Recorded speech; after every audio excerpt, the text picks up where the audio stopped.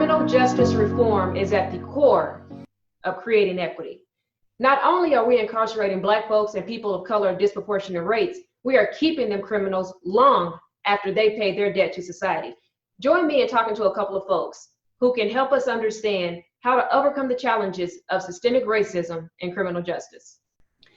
Today, we're continuing the conversation on systemic racism throughout the United States, and we are focusing on criminal justice in this episode. I would love for both of you to introduce yourselves and tell us a little bit about you. Hi, my name is Demaria Monday. I am the founder of Block Builders, and what that is people who are directly impacted by the system, that we are the ones who are the architects of change. We are challenging the system through legislation and also just by using our voices to share our story to change the stigma, remove the stigma of who people are who are impacted by the criminal justice system. Great. Yes, my name is Baxter. I'm the founder of nonprofit organization Racism Stinks, as you can see back here behind me. I am a freelance paralegal. I became interested in the law during my time in incarceration. I'm a formerly incarcerated person. I had 121 years in prison for drug offenses, and I had to study in the law library and find the codes and the loopholes in the law to get to my freedom. And so that's what garnered my interest in the law and furthered my education after coming home to become a paralegal and work on criminal justice. How does criminal justice intersect with systemic racism? Systemic racism and criminal justice. Well, when you see the disproportionate amounts of Black and brown people incarcerated, you can tell. I like to give real life examples. Mm-hmm. And so I can utilize other people's stories as well as my own. And I'll tell you one quick story about me being incarcerated. I was doing wrong. I was selling drugs. I shouldn't have been doing that, but I was. It was a drug deal gone bad. It was me and a white guy, a Caucasian guy. The police pull up on the scene after everything goes wrong, and he tells the police officer he was the middleman in a drug deal. And at that moment, you would think that everybody involved would be arrested for conspiracy to purchase narcotics.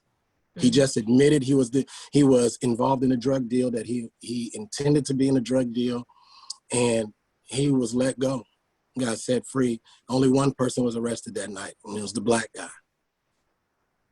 You're looking at him. Gotcha. Demaria? And I would like to add to that. I myself, I'm formerly incarcerated also. And when I look at the intersection of criminal justice and also systemic racism, you've got to, in order to understand where we are today, you've got to understand the history of systemic racism. So say, for example, we'll look at Oklahoma. Oklahoma is the most incarcerated state. And it has the highest incarceration rate for women for over 30 years. Mm. And so with that, look at the history of Oklahoma. At one point in time, Oklahoma was built, the economy was built by Black and brown people.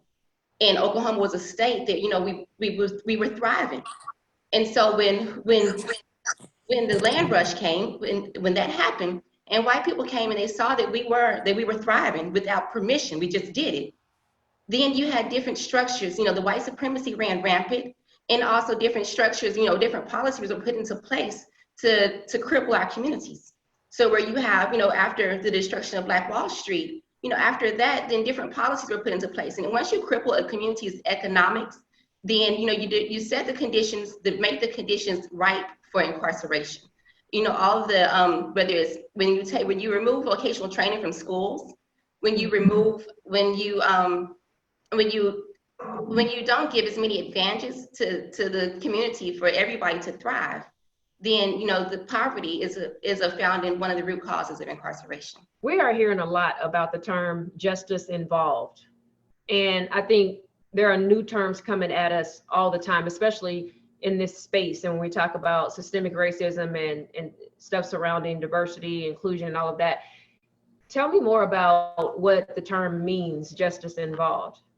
And how should people How should people perceive that? Because I think people are, and we have this conversation a lot, that there's a new term for everything. How do I keep up? So please tell me a little bit more about justice involved. Oh, I like to use the term justice involved because what it does is it doesn't put a box on somebody who is formerly incarcerated. Because what it is people first language. Because when we say the word felon, or this person is a felon, and that's putting a box on that person, and also is placing a stigma on that person. So, and everybody who is justice involved has not been to prison. Some people have had interactions with law enforcement and they're on probation. And so it's not always somebody that's been in prison, but it's just, it's people first language. So what are some of the offensive ways to refer to justice involved individuals? So I'm sorry, could you repeat that again? Yeah, what are some of the offensive ways to refer to justice involved individuals? Oh, the offensive ways? Yeah. Like convict, felon, Criminal. even inmate, a prisoner, because those are terms that are, it puts a box on that person, and it's like saying like that defines who that person is.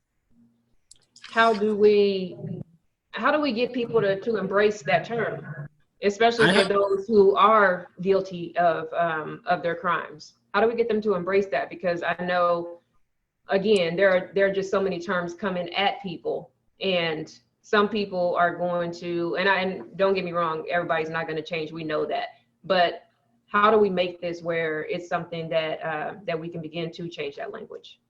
I like to take this. I had Risha, I had an eye-opening moment. I was working for the Bail Project, which is undergoing for bail reform, national bail reform. And during our trainings, and we really were already working in the jails, we're getting women released and still doing training at the same time. And during our training, we were speaking with our supervisor, and he said, and I said to him, I'm like, okay, so when I go speak to the inmate, should I? He's like, don't say inmate. I said, when I go speak to the offender and I'm interviewing them, don't say offender. When I go speak to the accused, he's like, don't say offender. Don't. I was like, what do you want? What should I say? I've been in that same position. I'm not trying to be disrespectful. I was an inmate. I was an offender. He was like, how about you call them people? Mm. I'm like, whoa, I'm a person? All I've been told ever since I was 19 years old, I got in trouble, was that you're a felon, you're a felon, you're an inmate, go here, convict, go here, inmate. And so, right. That was an eye-opening experience. It's gonna be difficult for people to change that language. And even somebody as myself, who is a justice-involved person, who is an ex-criminal offender, or somebody, to change that language is gonna take some work and some eye-opening experiences to look like, hey, we are all human beings. People make mistakes all the time, whether they're to the level that you get arrested for or not. You're a human being and you may make a mistake. So I had a client in my diversity communications firm, and I knew that she had gone to prison for quite a while, but I didn't know a whole lot about her. She came to town from Denver, and as we started meeting, she wanted to just kind of redo her image. She wanted to start speaking and all of these things. And we're sitting there talking, and I said, okay, I know that a big part of your story is that you spent 25 plus years in prison. Let's just get this out of the way. What happened? And long story short, she said murder. And nobody in the office was expecting her to say that. And honestly, it kind of, we were all like, okay, we need to shift. Okay, what happened? We're going through all of this. And honestly, a lot of it probably had to do with bias and worry about then who she was as a person. So how do we begin to lay these myths to rest about people that are justice involved and what happened? Because in that case, she really did commit murder. And so it was something that I personally had to deal with. But I know that in getting to know her, she was a cool person, and it was about circumstance. So what myths do we need to lay to rest? I think one of the biggest myths laying to rest is that our past does not define us. that we are bigger than our past. So whatever mistakes we made in our past, we served the time for it. So after serving time, then coming back, it's an additional sentence to come home and to be judged, even furthermore. And so just understanding that people are bigger, they're better than their worst mistake. I love that. Thank you. I'd like to add to that, just because, and people, I want to take it just a little step further, dealing with a lot of the police interactions that we see on the news and with the killing of unarmed Black people, especially. We see a lot of people arguing, saying, well, they committed this act or this crime. They did this, they did that. He had drugs on him or she did something. Right. Everybody is innocent until proven otherwise. That's what the law states. And so if you're innocent until proven otherwise, you should not receive a death penalty sentence in the streets. And so that's a myth that we need to lay to rest, that people, they committed this crime, so the police officer was just or right for taking their life, especially resisting arrest. Mm-hmm. That's a misdemeanor here in Oklahoma. In most states, it's a misdemeanor. That's not something that you will get more than 2 years in jail for. Now, when it comes to somebody formerly incarcerated coming home and these other myths we need to lay to rest, we need to understand that the criminal justice system is not perfect and it doesn't get it right all the time. Majority of people sign a deal so that they can just get it over with. They're afraid that their whole life will be taken away. They don't understand the legal process, and they don't understand their rights, and they offer them a deal. In the upper 90s, 97, 98% of most cases are found to be convictions because somebody signed their life away. They didn't go to trial and get convicted by a jury of 12. Majority of the time, they signed their life away. They signed away their right to a trial. And that stigma of just because somebody was convicted doesn't mean that they actually committed the offense. That's something that we also have to take into account. So how is it that the average viewer can help to combat systemic racism and criminal justice? What can they do? The average viewer has to get educated more. The average viewer has to get educated more on what's going on in the courtrooms, how they can voice their concerns, who can they take their concerns to make a difference. And I think Demaria can give some direction and some positive action steps that people can take to who to direct those concerns to. Thank you. And I think it's also very important to understand when we talk about systemic racism, that even before getting to the courtroom, look at how Black and Brown communities are perceived. Our communities are often criminalized, and therefore then it's easier to justify wrong behavior or our communities being, people of color being incarcerated at a disproportionate rate because of the language of our communities being criminalized or over-criminalized. And so with that, and even in understanding that, when we talk about people who are in jail, who are just sitting there, a lot of people that are in jail are sitting there because they can't afford bail. The cash money bail system is a way to trap people there and that are in poverty. And so therefore, when you're there and you're sitting there and you're wondering about how are you going to be able to take care of your kids? Who's gonna watch after your kids? How are you gonna have somewhere for you to lay your head? Then you're under pressure to take a plea deal. And so, understanding the root causes, I think, for the average viewer, first and foremost, I think it's important to be intentional about being intentional. Gain a deeper understanding. Talk to people who are directly impacted. View people who are justice involved, or view them as people first to understand what the problem is.